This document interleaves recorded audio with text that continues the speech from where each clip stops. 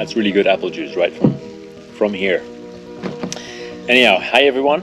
Welcome back to Country Life Escape. I hope you're all ready for another chapter in our home renovation saga. We all understand the paramount importance of a sturdy roof above our head. When I realized that our roof has actually been quietly taking damage, not only over the time period that we've now had it, but I think at least for the last 4 years before that, when nobody's been living in it, well, my heart kind of sank. Basically, the beams, they were rotting away. There are clear trails of woodworms all over it. I would say in some cases it definitely has been leaking for years. So literally some beams that once had a diameter of 25 centimeters were now reduced more like to 10. Getting a new roof sounds simple enough, right? But the cost of such a new roof can absolutely skyrocket. And I mean, we've looked at estimates for the pricing and landed at way over 100,000 euros just to get that new roof. And this is excluding any kind of technical installation such as solar panels or solar thermal installation. So just kind of redoing the roof and putting isolation on top. So that's why I've decided to dive into this massive undertaking myself, and as always, with some much appreciated help from actually my neighbor Nico. Just basically do it ourselves. I mean, how hard can it be, right? It's more than just a DIY spirit. It's about reclaiming and restoring our home piece by piece. Essentially, this is what we've been doing, and the roof is just a very big piece that needs to be done at once.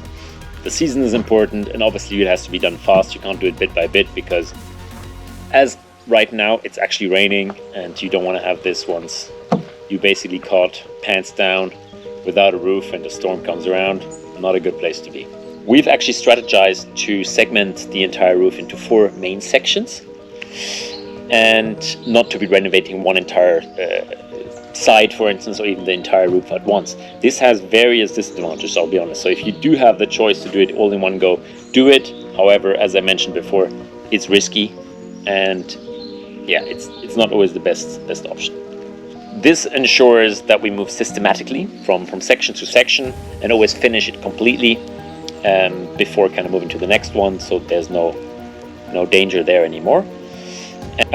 One other thing that we're definitely planning on doing is natural light is important, and we don't just want to have a nice isolated roof that doesn't leak. We obviously also want to be using a quite large loft, so for a separate apartment actually.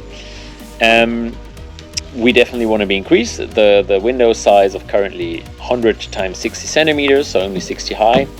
Well, we have to cut the walls all the way up to the roof actually. The idea is to install windows that have a size of 100 times 140 centimeters, so a lot large. Also, the one window in the middle of the northern side we tend to cut all the way to the roof and even lower than the floor to install a door, so that at some point we can actually put a separate staircase behind the house that will enable basically the loft to operate as a completely separate apartment for family, friends, Airbnb, whatever.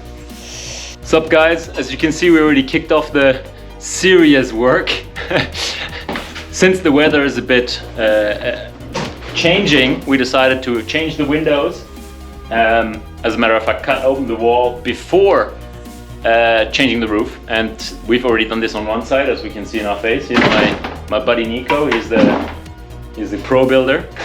Yo. And we're gonna cut open the entire wall, and just stay tuned. Let's get to it. Besides obviously changing the existing roof, we also wanted to increase the size of the roof by about 40 centimeters all around. And this isn't just to fortify or be beautiful. It actually has also the advantage that it protects the walls a bit better, and it gives us more room for the solar system that I'm planning to install on top. Another thing to consider is that those beams that we currently see from the outside, they basically, I think, is a bit of a cliffhanger because one already sees that they're starting to break in. They're completely rotten. And literally, I don't even know how the roof is still staying up there at this point. So what I'm a bit worried here is that we are going to be working without a scaffolding around, meaning going on the roof, taking down the tiles, you know, climbing to the absolute side to take the gutter off. And this is all going to be very risky. Of course, we're going to be wearing some kind of gear, climbing gear and belt, etc. to should we drop, but it's obviously definitely a risk in there. But no risk, no fun, right? And Nico's having its well time. Amazing time! That's the spirit. And Our journey so far hasn't been without its fair share of surprises, from uninvited wasps. Well, more or less we were uninvited by the wasps, so a lot of small nests under the tiles. So whilst taking up the tiles, constantly being attacked by wasps while standing on the roof is not a good place to be. And besides that, actually, that it unfortunately turned out that actually the woodworm infestation was a lot worse than anticipated. From beneath, a lot of the beams actually looked still like the integrity would be intact. However, from the top we saw that a lot of them were in a much worse shape than anticipated. So yeah, that brought up two problems. One, it's going to be a lot more work, and two, we didn't have enough wood. So over there, going back and seeing where we could get more wood, maybe get some from my stepdad, etc. So there was a bit of a reorientation in the whole planning there. And of course, nature likes to play its cards too. So racing against rainstorms, battling winds, and securing tarp in pitch darkness. Literally just coming out of bed and in my boxers and t-shirt and climbing on the roof in the middle of the night, trying to get that tarp down whilst the wind is literally ripping it off. It's been interesting, but those kind of nightmares, they make the best stories. It's middle of the night, but it's super stormy. And I'm not quite sure if this thing's gonna hold. So I actually need to go up on the roof. Let's go.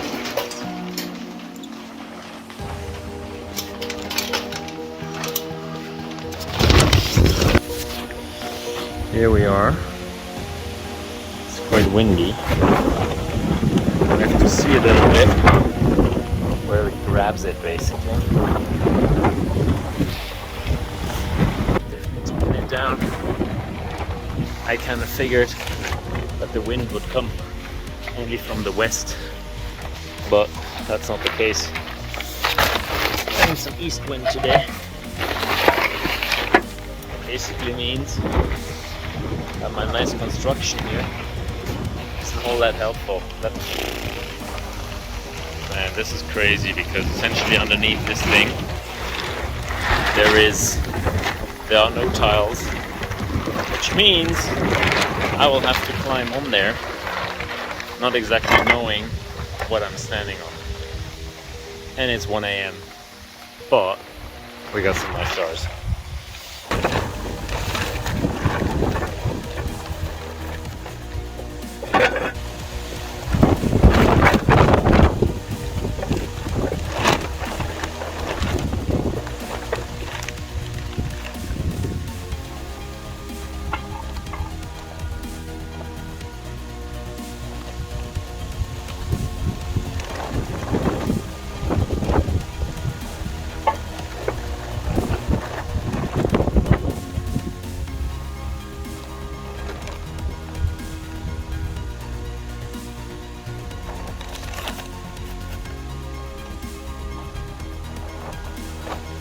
So as you know, we generally build everything ourselves. However, here we took it a step further. We literally sourced the building material ourselves, and well, not all of it, but a large portion. And in this case, I obviously mean the wood. And the way we did that, and this was done with my stepdad, we actually bought standing douglasia trees, about 15 to 20 of them, and chopped them down last winter, pulled them out of the forest, and then spent actually quite a few weeks sawmilling them into nice sturdy beams and all the boards required for this roof renovation and actually some other projects over at my stepdad's farm. And it's a process filled with sweat, splinters, and satisfaction, actually. Matter of fact, it's nothing nicer than cutting a tree and then seeing the beautiful interior. But trust me, there's an entire video detailing about this whole process coming your way. So if you haven't already, don't forget to hit that subscribe button and ring that bell to stay updated when that video comes. And obviously also all the other follower videos about the roof, because it's a big project. We're not going to be covering it all at once. For isolation, after much research, we've actually decided to go for wood wool. It's sustainable, it's environmentally friendly, and totally free of any harmful chemicals. So it's total win-win. It's literally just wooden fiber compressed to these quite sturdy kind of boards that you can simply place on top of the beams, and you can actually walk on whilst installing the rest. So what's next in this adventure? Well, in the next video I'm hoping to reach basically the stage of re-insulating and basically closing up the roof for the first section again. And yeah, this will lay the foundation for all the next stages and the next steps and adventures along the way to get that new roof above our heads. So strap in as we continue to pour our heart, soul, and fair bit of elbow grease into this project. And remember, every brick, beam, and tile actually tells a story, and we are here to share ours with you. So until next time, let's roll up those sleeves. Don't have any, but as always, let's go get things done, and see you soon.